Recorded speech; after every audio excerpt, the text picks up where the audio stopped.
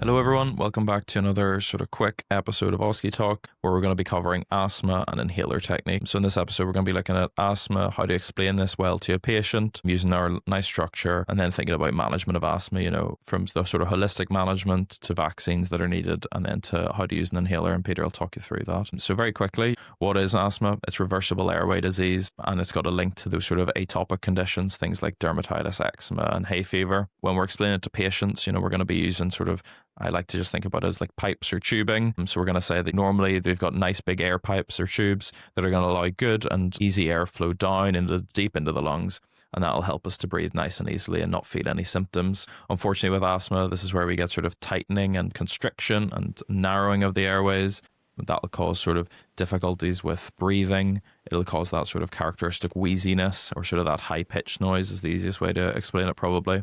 It can also then cause things like panic, difficulty breathing, and then dizziness. This tightening of the airways has quite a regular pattern. Unfortunately, it can be triggered by things as simple as waking up early in the morning, and then sort of as you go to bed later in the evening, it can then also kick in again. Things like cold air can really trigger asthma, exercising, and then other things around the house, very simply, dust and other allergy, pets and things. What are the problems with having asthma? Well, you can explain that it's unpleasant to have it uncontrolled. It can also restrict sort of activity, exercise, but then more seriously, it's, we're thinking about the life-threatening asthma that can cause difficulties with the breathing. It can actually cause airway collapse and need to go to A&E for severe intervention. I think then in terms of the management, very simply, we're thinking about avoiding the triggers is always a good thing to say in an OSCE if they ask you about how will I manage this. And that'll be things like avoiding allergens, being careful with when you exercise, bringing your inhalers with you everywhere, not forgetting them or leaving them in the house. And then also smoking is a big one.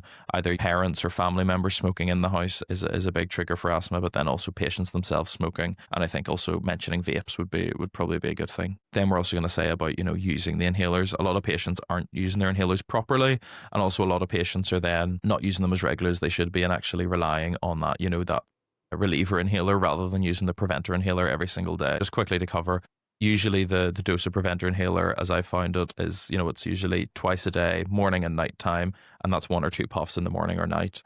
And they should be doing that every single day. It doesn't matter how their asthma feels day to day. And actually the fact that if they're using their reliever inhaler, usually the blue salbutamol inhaler, if they're using that too much, that shows that there's poor control and that the steroid dose or the LABA dose in their preventer inhaler isn't high enough. And if that's the case, then you could also suggest that they would go and see their GP or their asthma nurse. And again, those are all things that will score you points in OSCEs. And then also sort of more holistic things, thinking about their vaccination needs, make sure they're getting the COVID and flu vaccine offered through their GP practice. And that'll also help to prevent, hopefully, acute exacerbations of asthma and attendance to A&E. Other things to mention is that any things like chest infections or things that would normally cause people to be a little bit unwell could cause them to have, a severe asthma attack. So those are all nice holistic things. And then the final thing that you would say is that anyone who has been in hospital with an acute exacerbation of asthma, or anyone who's having difficulties with controlling their asthma, needs their inhaler technique checked, and Peter will take you through that. In different patients, this could be explain the inhaler technique for the first time, or this could be a patient who's sort of got uncontrolled asthma and you're checking to see if they're using the inhaler properly.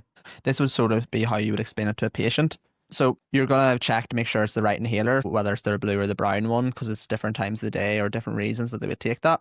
You'll check the date on it to make sure it's in date, and you can check how many doses are left on some of the inhalers. Then depending on the patient, depending on their age or their ability to use the inhaler, they might need to use a spacer. Your general instructions for them is going to be, you're going to give the inhaler a good shake up to about 20 to 30 seconds, and that's to mix up all the particles in the inhaler because they can just stick to the outside of the inhaler. You're going to instruct them to sit up, take a deep breath out, lift their chin, make a tight seal around the inhaler, and squeeze the top of the inhaler and breathe in slowly.